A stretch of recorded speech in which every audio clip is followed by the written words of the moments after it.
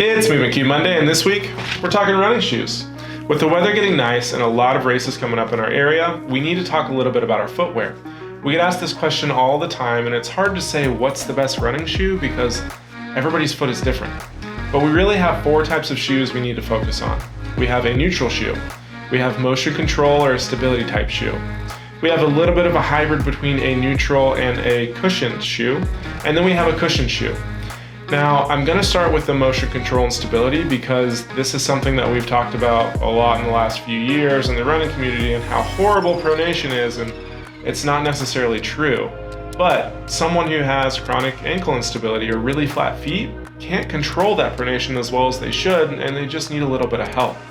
If you look at the bottom of your shoes, you'll start to see a wear pattern, the way that the shoes wear differently in different people. And the type of person that might need that motion control will have a wear pattern that looks similar to this. So when you go to your running store, you're already going to have an idea of what type of shoe you may need based off your wear pattern.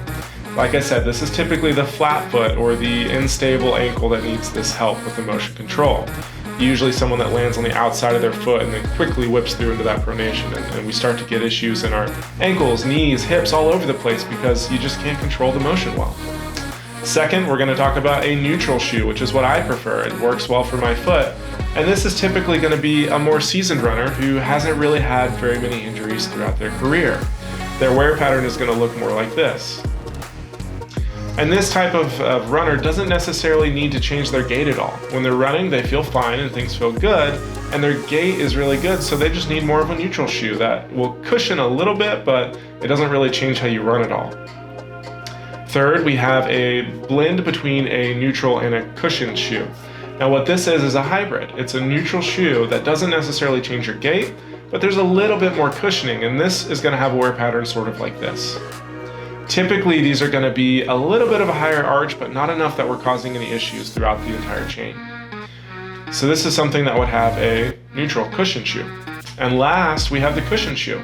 These are those super high arch people. When you look at their foot pattern, whenever they get out of the shower and you see on the mat, the water, you only see the heel and maybe the very front of their foot. Their arch is really, really high. Now these people need a little more cushioning because that high arch can really make it hard to absorb shock as well as we should. Their wear pattern is going to look more like this. And so this is someone who would go and look for more of a cushioned shoe. Now luckily here in Tulsa we have a lot of really good running stores. We have Fleet Feet, Tulsa Runner, Runner's World, even the New Balance store. All of these stores will do a pretty good job of going through, looking at your foot, and seeing what shoe is going to be best for you. But this is a way, looking at your wear pattern, that you can say, I'm pretty sure this is what I need, and then all they have to do is confirm what you already believe. So you can take some of the power back into your hands. So go ahead and look at your wear pattern and see what you find. And you can go to your running store and see what you need to get, and this should help get you through the running season.